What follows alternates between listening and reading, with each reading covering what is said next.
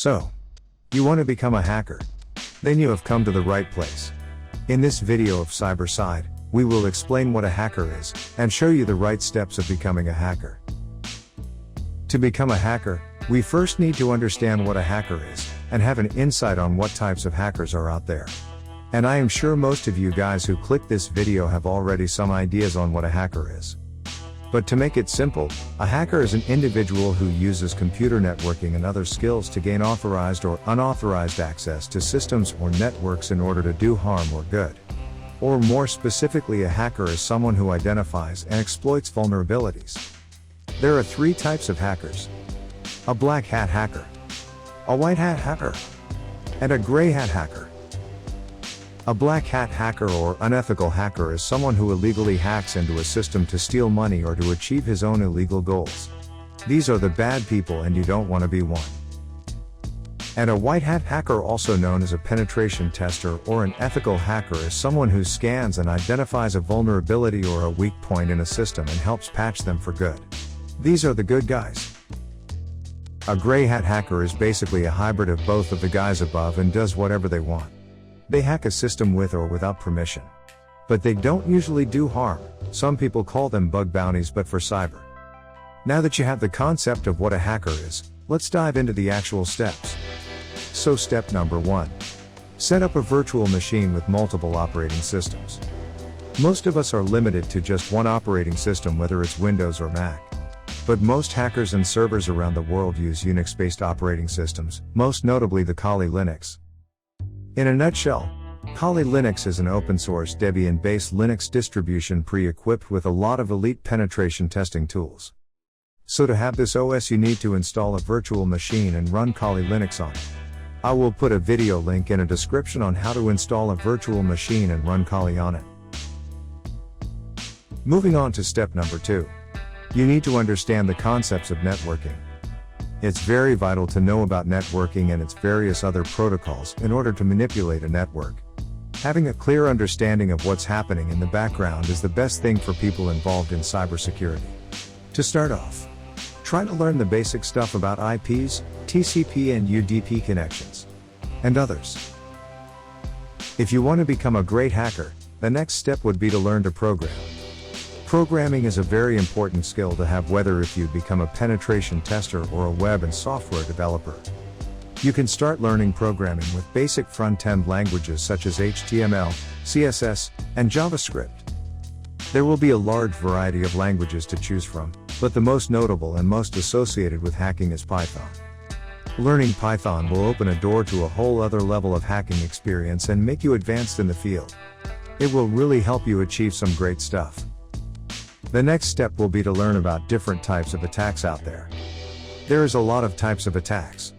Most notably the notorious distributed denial of service or DDoS, SQL injection for web servers, and many more.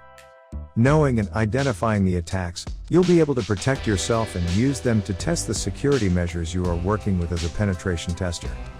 And it will make you familiar with the tools that Kali provides, so that you won't get confused once you have them. Now that you passed the previous steps, we will go over to the real hands-on ethical hacking stuff. The next step is to fire up your Kali and mess around with it. Try to gather some valuable information first. A hacker who doesn't know how to gather info and have it is a hacker with no destination. You can use the wide variety of information gathering tools Kali provides, like Nmap and ZenMap. Once you started messing with the tools and spend a little time playing with them, getting familiar with them won't take you long. Just try to give them a little time, as they tend to be confusing for a lot of beginners. The last step of becoming a hacker will be knowing and understanding the various tools that are out there. There are a lot of tools that are found on the Kali itself, and many more community-made tools you can easily install off of GitHub. Covering them all in this video will make it way longer, so I will just list some basic tools that you want to learn how to use when you start your penetration testing career.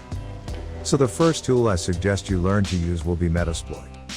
The Metasploit framework is a Ruby-based, modular penetration testing platform that enables you to write, test, and execute exploit code. The Metasploit framework contains a suite of tools that you can use to test security vulnerabilities, enumerate networks, execute attacks, and evade detection. At its core, the Metasploit framework is a collection of commonly used tools that provide a complete environment for penetration testing and exploit development. The next widely used tool is Nmap. Nmap, short for Network Mapper, is a free, open-source tool for vulnerability scanning and network discovery. Hackers use Nmap to identify what devices are running on people's systems, discovering available hosts and the services they offer, finding open ports, and detecting security risks. Moving on to the next widely known tool, it's John the Ripper. JTR was first released in 1996. It is a password cracking tool originally produced for Unix-based systems. It was designed to test password strength, brute force encrypted or hashed passwords, and crack passwords via dictionary attacks.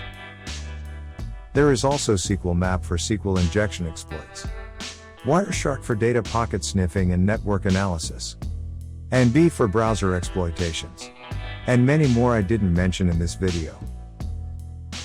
Becoming a hacker is not something you achieve overnight. But if you take your time and try to learn them over time, you surely will become a successful hacker. Just try to stay away from any illegal stuff. Because hacking involves some illegal activities that you don't want to find yourself in. And what you do with the skill you acquired will 100% depend on your morals. This was all for today's video. If you want to continue to learn more ethical hacking, subscribe to our channel and turn on the bell icon so that you will be notified when we upload more cybersecurity videos.